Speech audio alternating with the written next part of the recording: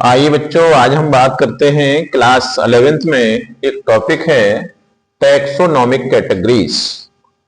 Taxonomic category क्या होता है कि जब भी हम किसी प्लांट का या किसी एनिमल का जब हम क्लासिफिकेशन लिखते हैं तो उसमें हम कुछ यूनिट को यूज करते हैं। वो यूनिट जो होते हैं उन सबको मिलाकर के हम कहते हैं टैक्सोनॉमिक कैटेगरीज। तो टैक्सोनॉमिक कैटेगरी में कौन कौन से यूनिट हम प्रयोग करेंगे? इसमें सबसे पहला है किंगडम।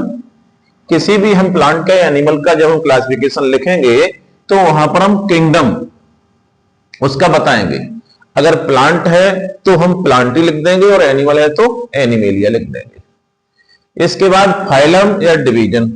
जब हम किसी एनिमल का लिखते हैं तो हम फाइलम लिखते हैं और जब हम किसी प्लांट का लिखते हैं तो डिवीजन लिखते हैं। तो ये फाइलम और डिवीजन ये अगला यूनिट है उसका।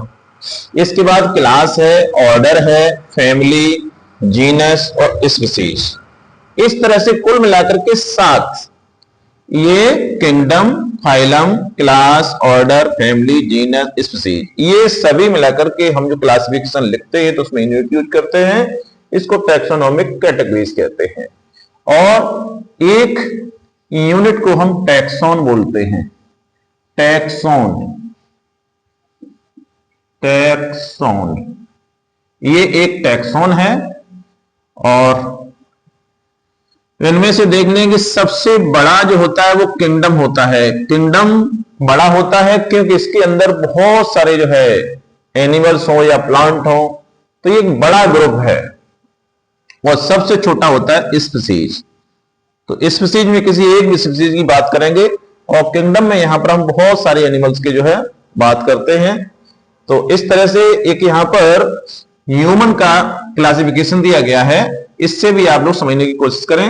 ह्यूमन का जो किंगडम है, ह्यूमन क्या है? एनिमल है। तो एनिमल है तो उसका किंगडम हो गया एनिमेलिया। एनिमेलिया किंगडम है।